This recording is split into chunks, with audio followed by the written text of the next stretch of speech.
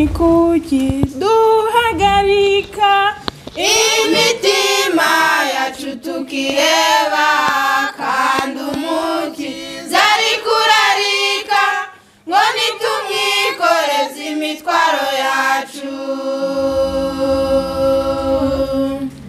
Ese ni kuki duhagarika imitima yacu tukireba kandi umukiza ari kurarika ngo nitumwikoreze imitwaro yacu.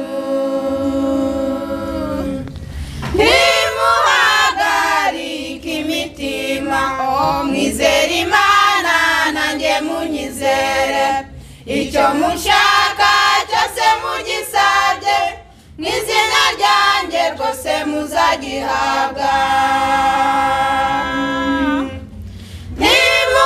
Ntimuhagarike imitima, mwizere Imana nanjye munyizere, icyo mushaka cyose mugisabye mw'izina ryanjye rwose muzagihabwa.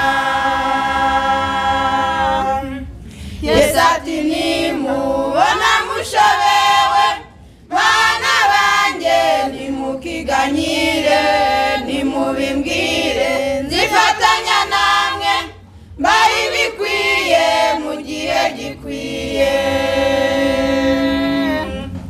Yesu ati nimubona mushobewe bana banjye nimukiganyire, nimubimbwire nzifatanya namwe mbahe ibikwiye mu gihe gikwiye.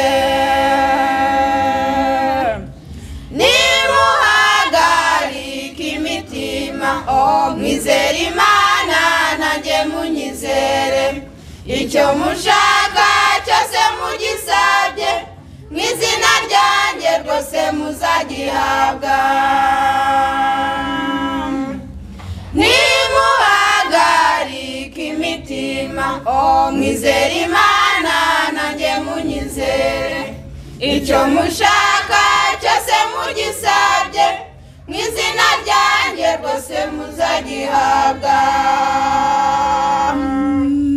Twishingikirije kuwanesheje kuko ari we soko y'imbaraga kandi ashyikirana n'umuntu wese n'umutabazi aza kubonera intsinzi.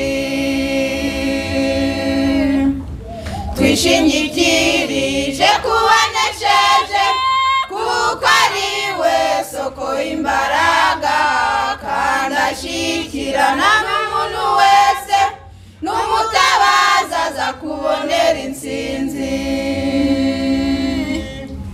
Nimuhagarike imitima, mwizere Imana nanjye munyizere, icyo mushaka cyose mugisabye mw'izina ryanjye rwose muzagihabwa. Nimuhagarike imitima, mwizere Imana nanjye munyizere, icyo mushaka